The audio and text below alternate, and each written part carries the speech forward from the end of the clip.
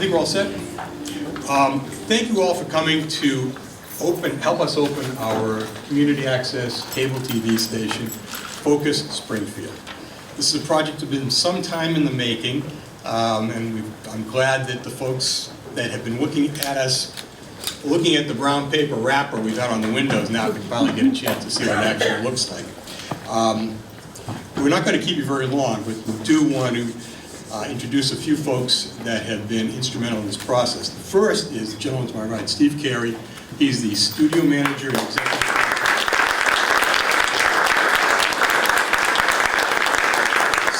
Steve is a highly traveled video producer who got his start in the business working at the Continental Cable Television Studio just down the street, the first one in the city.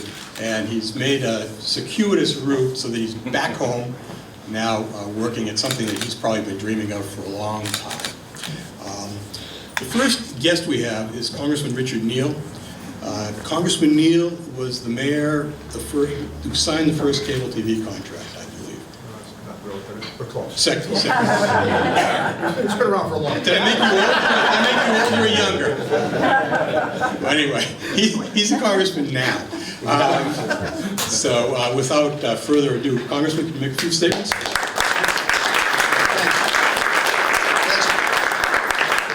Thanks, John, and thanks to Steve as well. Actually, just a quick tutorial on, there had actually been referendum questions, and the cable franchise was turned down. And actually, I think that in retrospect, despite the powerful emotions that overtook the city at the time, by waiting, we actually got a better deal and came up with a much better plan.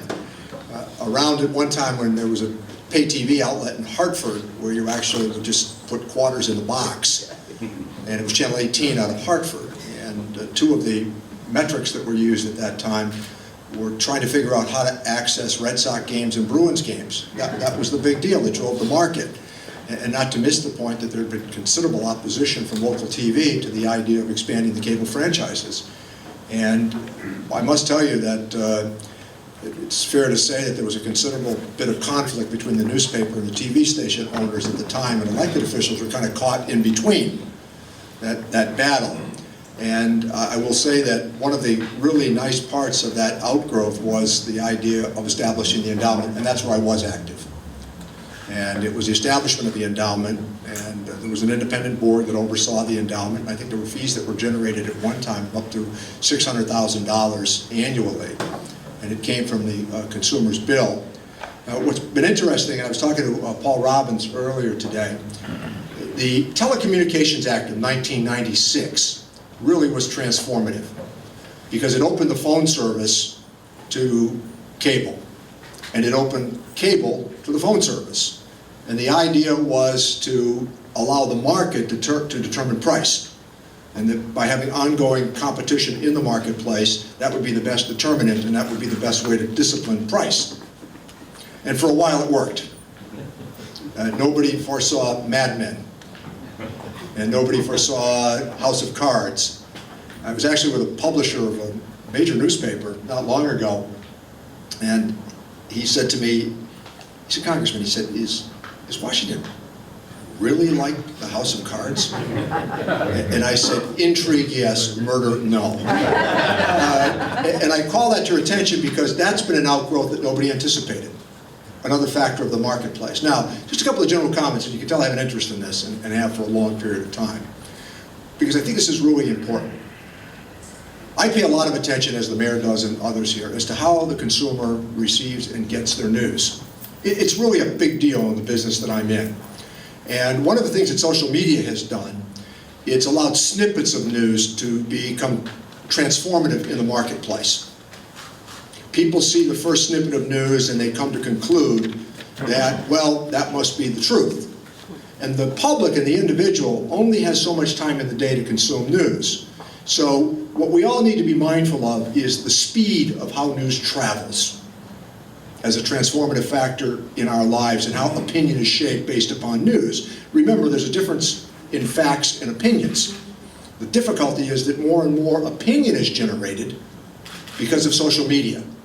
And here's the downside in terms of consumption. If we were here 3 weeks ago in America, we would have been talking about those young women in Nigeria that were kidnapped. And right after that, we're talking about Benghazi again. And then you move now to Iraq and Syria and what we thought was to be the Arab Spring. And there's one of the difficulties you have today is the system does not take a breather. Nobody sits back and says, let's think about this. So the notion of emphasizing community should be all important because it allows you to sort fact from fiction. And young people, I will just say this with a gentle note of diplomatic criticism, to get elected to run businesses and to be in the community service of the police and mayors and others, you need social skills. And 2-second sound bites don't do it. And texting doesn't do it. You still need to take that time to interact. And one of the things I've always tried to do during what has become a long career, one of the things I've always tried to do is to listen past the talking points so that the people I'm talking to tell me what's really on their minds. And that is very difficult in the world of social media today. But I also want to say this young lady that's here, let me tell you, this social media is not going to retreat. And we are not going to tame it in the immediate future. But it's our obligation in a representative democracy to think about things, to think things through. And how many times in our own lives do we say, a year or two later, how could I have thought that? How could I have believed that at the time? And again, it's the pace and speed of news that drives consumption and opinion. And I think that the whole notion of community means prolonged conversations. Let's stretch out the root of the conversation. Let's hear what everybody has to say. And the danger of where we find ourselves, even in Washington, which troubles me, if you're talking to our own staffers, they generally have the handheld. And they're communicating with people. I want to tell you, the young people that work for me, they follow news. They follow the most obscure sites and they pay great attention to it. And I will be sitting in that office, going through the New York Times, or the Washington Post, or the Wall Street Journal, and they're into me with, this has just been said, this has been said, how do you want to do it? And the first thing I say is, we're going to take a deep breath, and we're going to wait a while, and then we're going to respond. And to news people that are here, I know some of you, because we've had this conversation earlier, and this is kind of the last point that I'll make.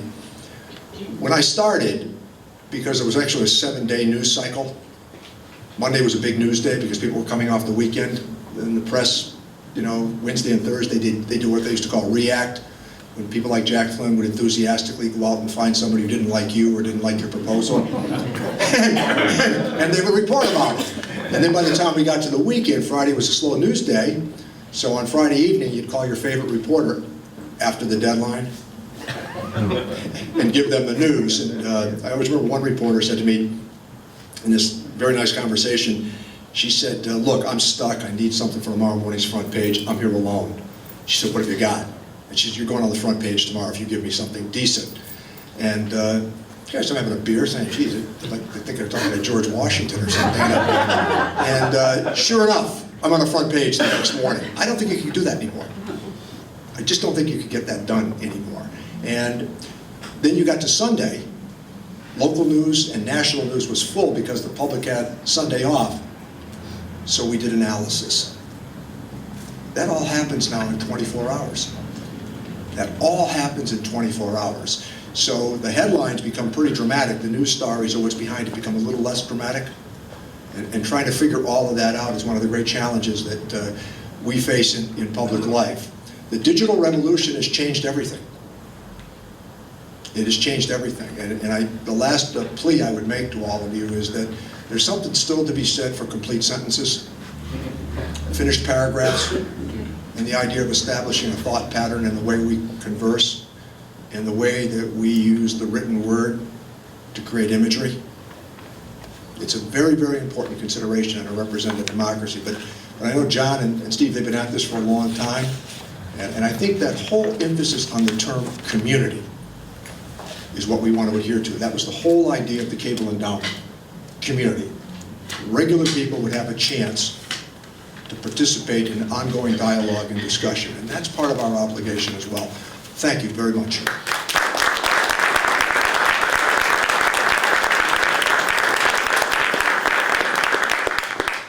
Well, it's a day to be grateful for a lot of things. Grateful for your remarks, grateful for your hard work, and we always get a nice little slice of history, which is another thing to be grateful for.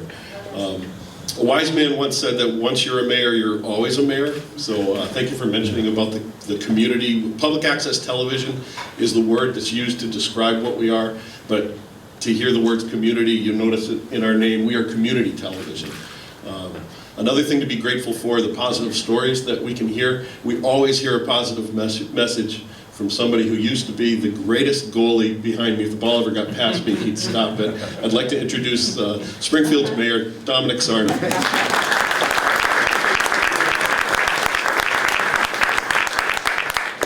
Stevie was pretty good too. He was the swift halfback and could run like the wind. I know it was an agonizing game yesterday with the USA and Portugal on that last second goal, but they're playing very well, so I assume that they'll do well against Germany this Thursday. Focus Springfield, and that came about in my office when they had to change the name, and early on saying that there's not a direct focus on Springfield. It's always negativity in urban centers, and we moved forward on the Focus Springfield. But to John Abbott and to Steve Kerry, my old halfback, Andy Doty, my IT director. I know Aaron Saunders is here from Comcast, and City Councilor Tim Allen is also here. To each and every one of you that involved, when we started this ordeal, I really wanted a focus to light up state and Maine, and I wanted a Today Show type aspect. I wanted it glass, I wanted it open, I wanted people to see the interaction of the positive that's going on in the city of Springfield, no matter what creed, color, or background. So that was important as we move forward. Congressman Neal alluded to the fund that was set up. We've diversified a bit too, and I see Commissioner Barbieri is here. SMGT has also helped us fiber optics, Andy, as far as I see Attorney Jeff Fialki, whether cameras, security cameras, public safety cameras, and gunshot detection, which has been very helpful to us in being proactive and stopping crime. So as we move forward, and I want to Fran Cataldo, who owns the building, Franny, thank you very much for your belief and investment here. And as we move forward, the key was to get out the good news going on about Springfield, and whether young or old, like this young lady, have community organizations or individuals be able to partake and get out what their organization is doing.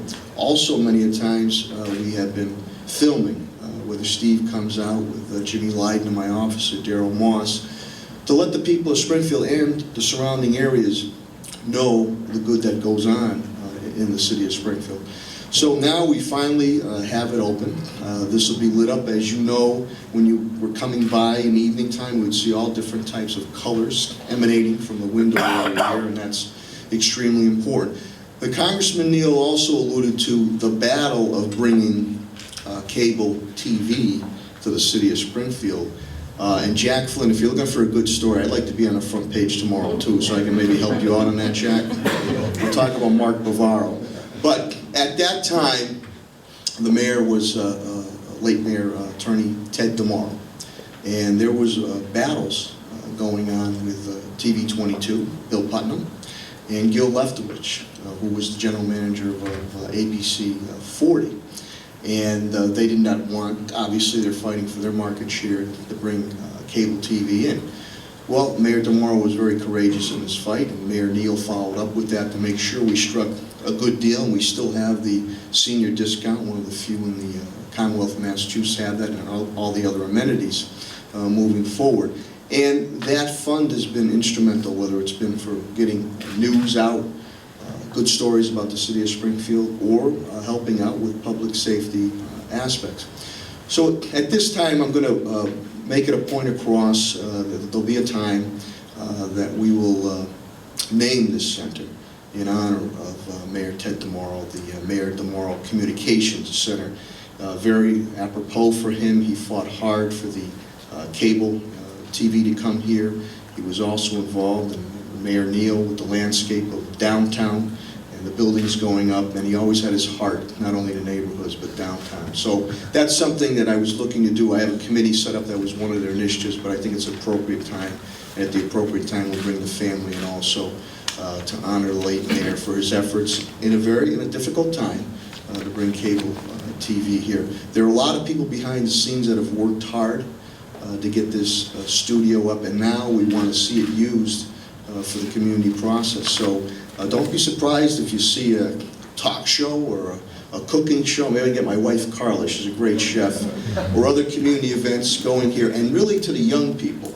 I ran into some people earlier this morning coming in here, that they can show their talents and their wares. And that's so important when you're seen on TV. Builds up a young person's character, that they can do it, and they can learn their trade. The last thing I'll say is I remember my old days at Kylie Junior High School, and Mike Rivers was the media director, Richie's shaking his head, and we had our own TV station. We used to do production. Brenda, a TV talent, myself and Judy Wright would do we were the anchors. I did sports and special events, and every morning we would do those shows to the young people out there. And that starts the development, that you have confidence in yourself and your ability to, as a congressman indicated, socially interact and not this text stuff. So as we move forward, it's going to be great to see the glass wide open here, and people can see shows going on, and people start to ask, how do I get involved? How do I get involved in that project? How do I make my Springfield better? So this will be a big conduit as we move forward. So John, to you, to Steve, Franny, Andy, and the whole team, Eddie Bakula, who negotiated the cable contract for me, really appreciate it. It's a good day here in the city of Springfield as we continue to highlight the good in the city of Springfield and continue to move to conquer the urban challenges that we face in America. Thank you so much.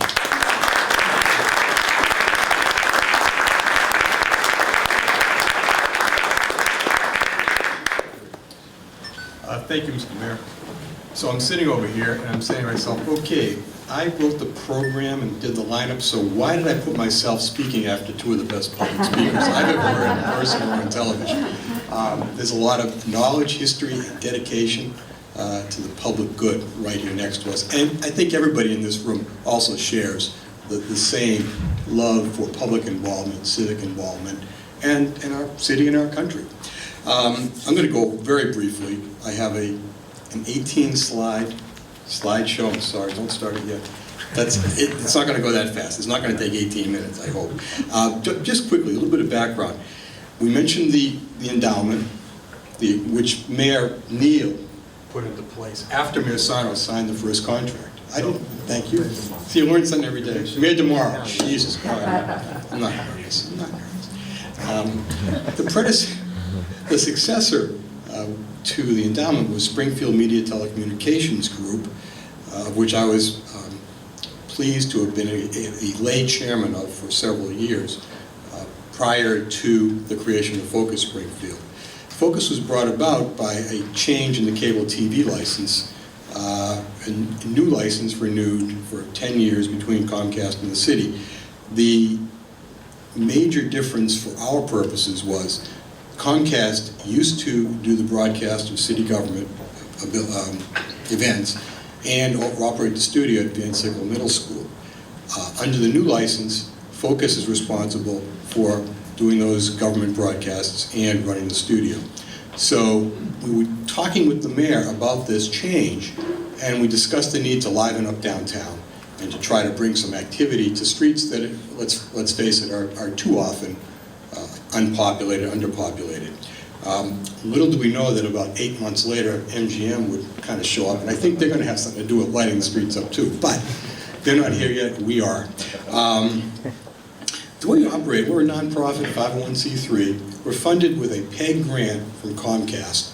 PEG stands for Public Education and Government, and these funds are to be used for educating the public, assisting the educational process for our school children, and entertaining our citizenry, as well as providing them insights into the way our government works on a regular basis. We hope to expand all of the activities that our predecessor operation was doing, and in a minute you'll hear a brief video from Steve that indicates some of what we've done and what we hope to be doing in the future. With that, having said that, I'd like to go through this PowerPoint, which is really a brief synopsis of an overview that we have available on the table out in the lobby. This is a historic site, we all know that. MassMutual, this was their first big building in town. About 20 years after they built this, they moved up the street. We have 6,500 square feet with a large studio that we can fit about 110 people in here in a little closer quarters than this is. An express studio in the back that will enable us to do very small productions at a fairly quick pace. We have a lobby and exhibition space in the front.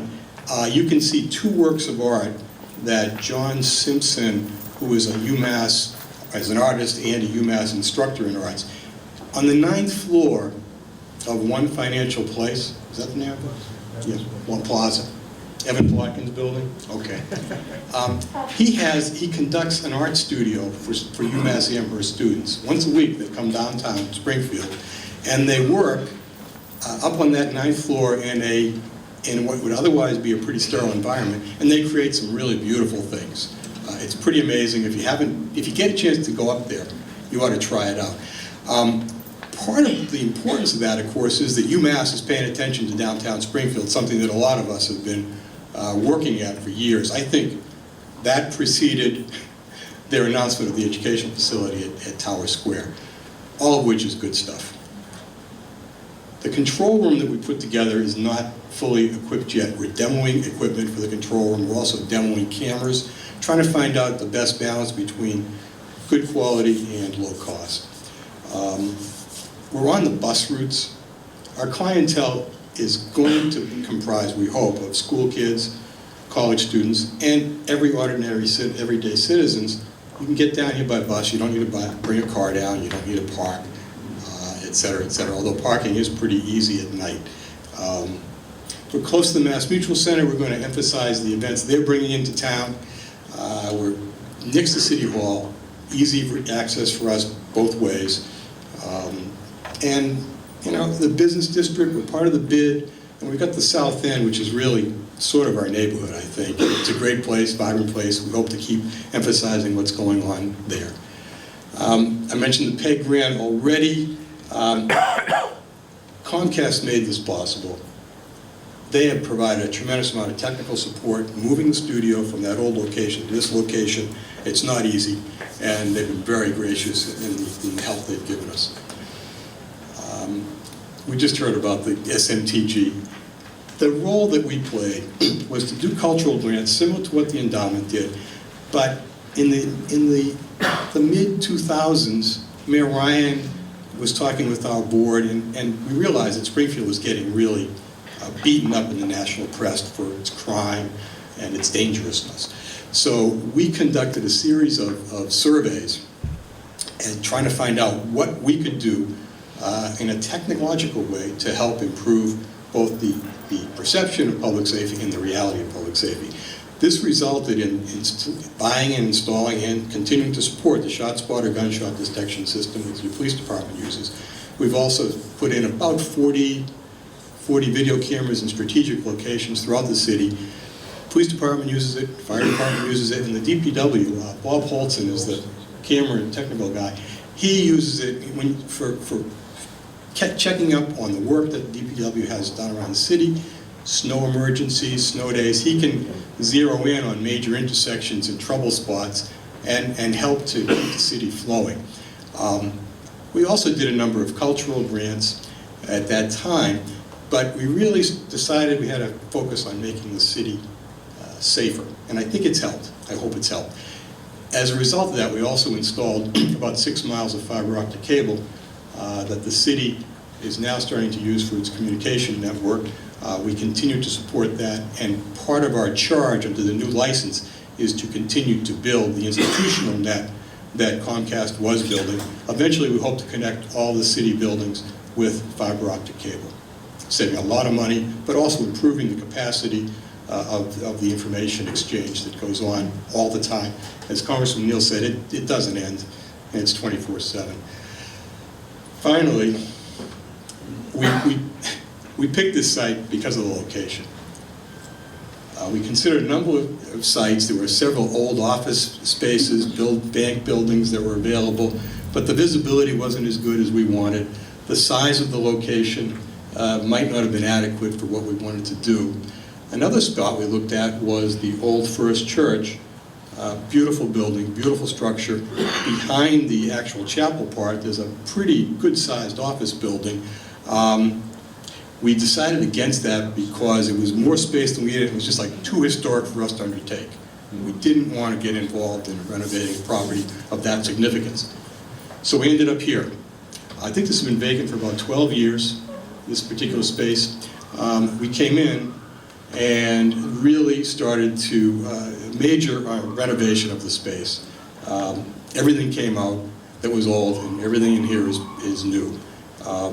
It's been quite a project. It's taken a long time, and I thank everyone for their patience in waiting for this to happen. If you think it's taken a long time, from your perspective, it's taken a lot longer from Steve and my perspective. I want to close by just acknowledging some of the folks that helped us put this together. First, you got Ed Bakula, who, as the mayor mentioned, negotiated the contract with Comcast. It's one of the best contracts, I think, in the state as far as support for this type of an enterprise. Our general contractors, Jim Rappenchuk of Paradise Builders and Dave Paquette of Paquette Construction, supervised at least 9 different trades in putting this thing together. There were no major blow-ups, and if anyone's ever worked with contractors, you know that can be an issue. The project stretched over 18 months, so we were pretty fortunate to have those guys on board. They're both in the audience somewhere. Jim, you want to say hi? Thank you.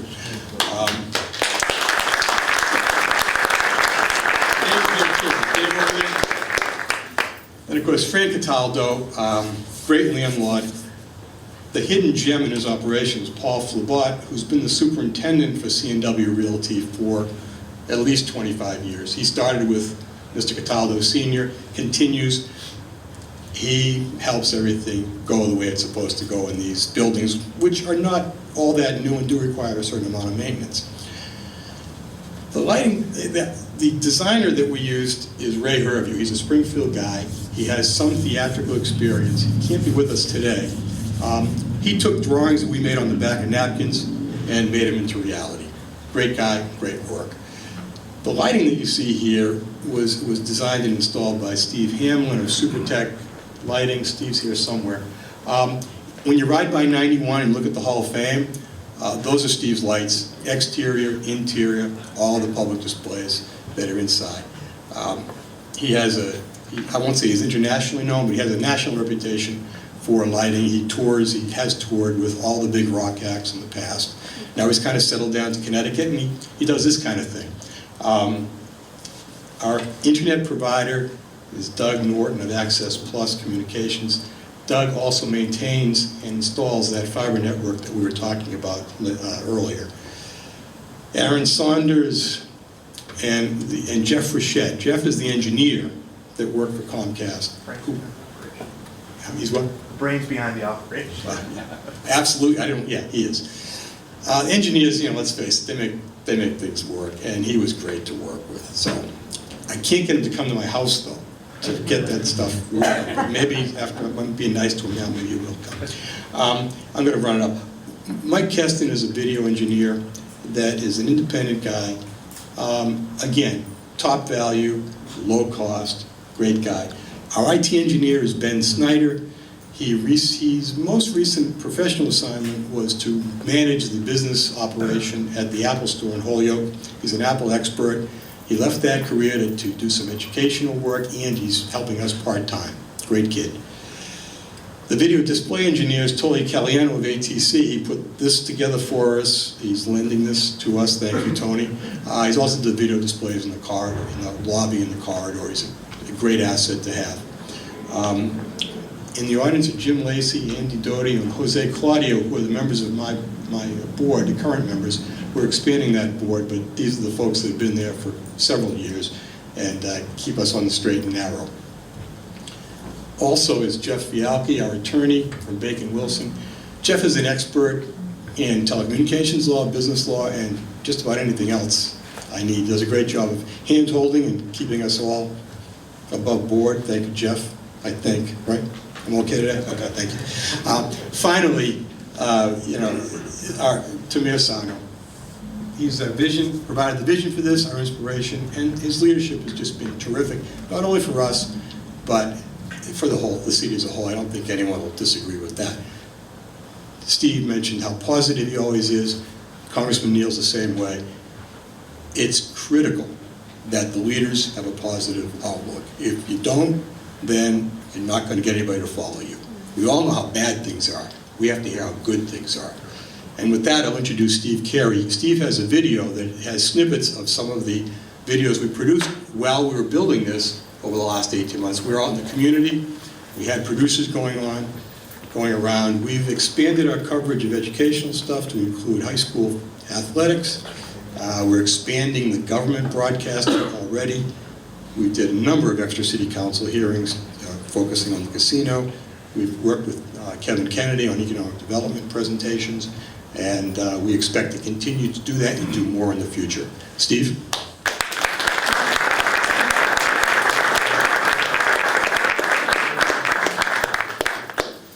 Well, it's definitely a lot to celebrate. And when you look at those old pictures, you do forget what it was like back then. And, a lot of dust in the past, a lot to celebrate. I really want to take one quick moment before we play the video and celebrate the hard work of Chris Stone and John Christian, who were former Comcast employees.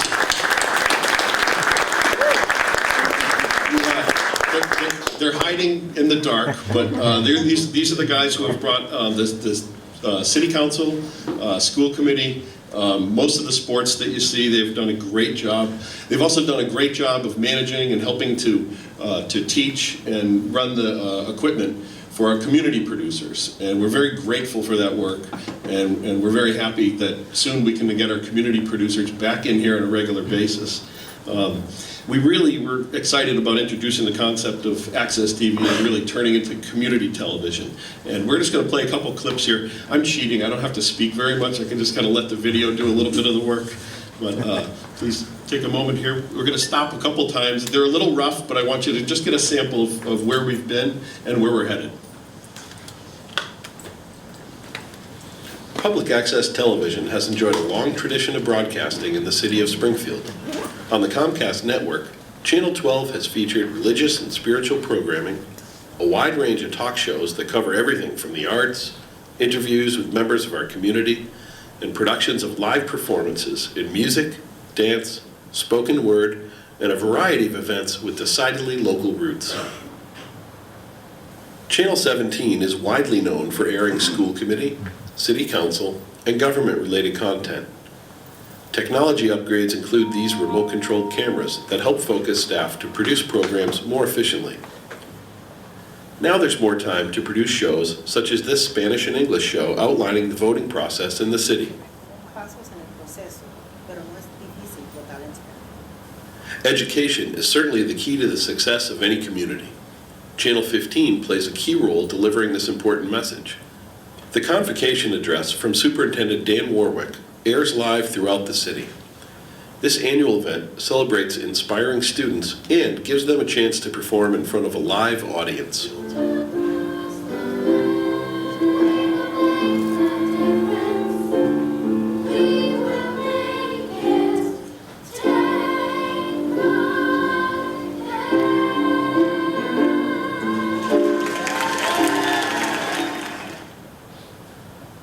So that was in the Van Sickle Auditorium, and one of the great things is we're able, in the past I used to be a high school teacher, they would actually bring buses and bring the entire thousands of teachers down to the Civic Center. And it was a logistical nightmare. It was a very, very expensive proposition, and it was also one of those things that every teacher who was there really wanted to be in their building so they could get back and get into their classroom and get ready. And it's so important to document and share that. It's a big part of our mission. But as I said, my former high school TV teacher hat, the old school literacy was that, as you had mentioned, we do the research, we do some writing, you make an oral presentation, 21st century literacy media is for today to teach kids how to do their own work, how to create their own message. And we're going to take they've got YouTube, they have Facebook, they have those phones that we're referencing. But one of our goals is also to turn Springfield students into producers. And we're going to take a little clip at what some of our work has done with that.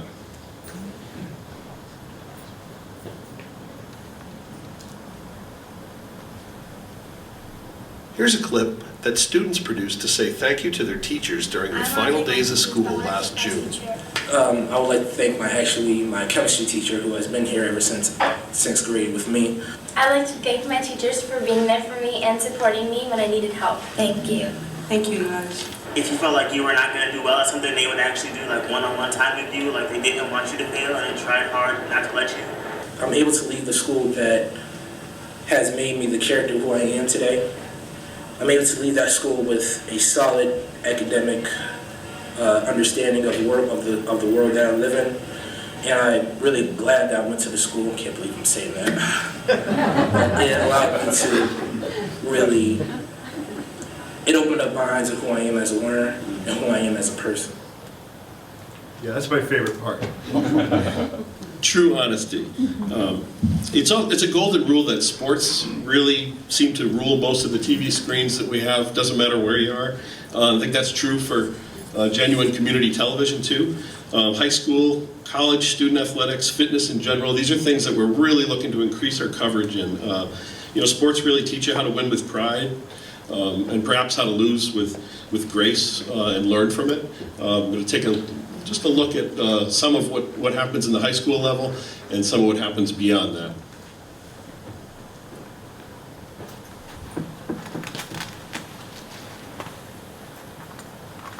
Every television set in America eventually finds its way to sports.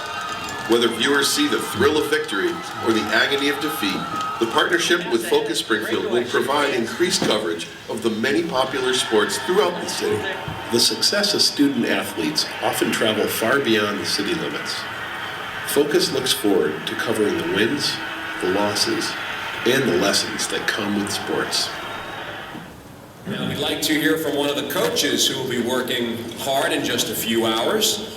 Please join me in welcoming Springfield's own, the University of Massachusetts head basketball coach, Derek Kellogg. You know, the one thing that I think seeing Vinny up here is that I'm not sure if people realize the importance of role models and what we can do for our youth of the city, and the importance of the stuff that the city had done of maybe having Vinny come back and run a clinic at Nathanville or Forest Park. Being born in Springfield, growing up with the Hall of Fame, and then being able to play in the NBA is something that obviously very few have had that opportunity. I'm very fortunate to have done that. But it is sometimes a little depressing, to be honest with you, to come back here, because I look around and you got Michael up there, I'm looking at Magic, I saw Clyde's pitcher and Isaiah at Stockton. These guys were difficult to play against, let me just tell you right now. And a lot of these guys are up there because they played against me because they had such good games. We appreciate humor here too. Next subject isn't something with a whole lot of humor, but the tornado is certainly in everybody's memory for those who experienced it. And this clip is sort of about overcoming those challenges and a great example of the public-private partnerships that Mayor Sarno and the City of Springfield are working very, very hard to do. And this is the last clip.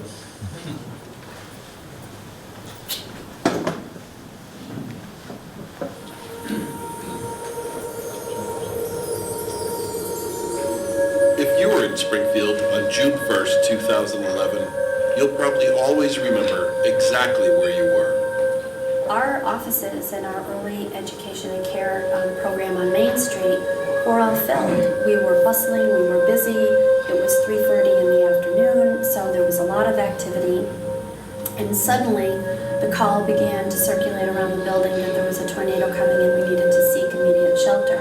It just looked like the world was going to end. So I shut my front door, ran downstairs, and I don't remember, or I don't know how long it was from the time I shut the door to the time I was downstairs, but I looked up and I saw the sky. The tornado that touched down that day was unprecedented in its impact on our region.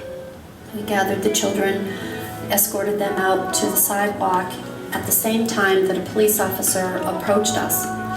At the same time that there was a vacant yellow school bus traveling north on Main Street. That school bus had infant car seats in it. A tornado came and destroyed my house. I lost every single thing. I had a sense that we were going to do all right, that we were going to be all right. And part of that was because for the first time ever in the history that I've been in Springfield, I saw people of all cultures, all nationalities, all come together and work together. And based on that, I felt that we could rebuild, that Springfield has hope, that Springfield has the opportunity to become a really great city for everyone. Some businesses could get right back to work, while others had more challenges. Just as we were sort of getting back on our feet from the tornado, of course, the gas explosion happens. We are very resilient, and we are coming back. And I think it's all part of what is happening in Springfield. And I feel the whole attitude and feeling about Springfield is that we're on the brink of good things happening. We've been working in neighborhoods for a long time, doing broad planning with neighbors about the housing, but the other things that they need. And the supermarket is something that has long been needed. To see that moving forward and develop Springfield really grabbing that project and running with it is very exciting. And that's the key, that we have a vision for the city, because we have so much to offer here in Springfield.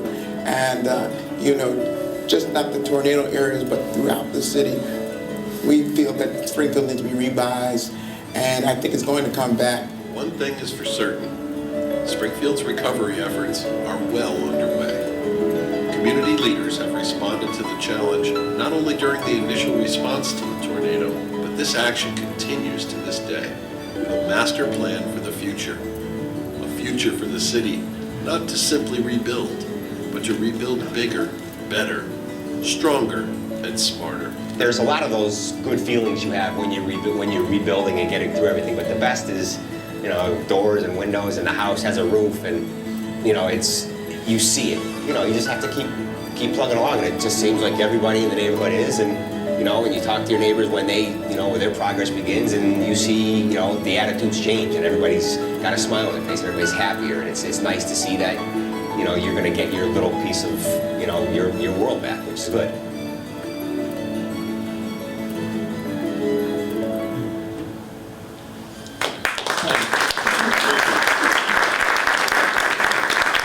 I love that part where he says you get your piece of your world back, and he's right, and it is good. Building a genuine community TV station is a great thing.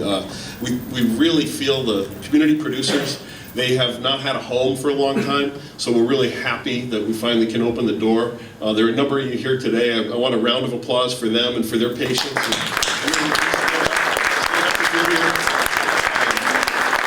So there's a lot of positive stories. We look forward to helping build capacity and getting those stories out there. Thank you so much for coming and taking a busy part of your day on a Monday. John and I are able to take questions. This is the end of the formal part of the program. If anybody has any questions you want, if not, there are bagels, there's coffee, there's fruit. I just want to say, Joan Kagan and Kim Lee are both in the audience, and the fact that they were blown up twice and are now back in business down on Main Street is testimony to the spirit that drives the city.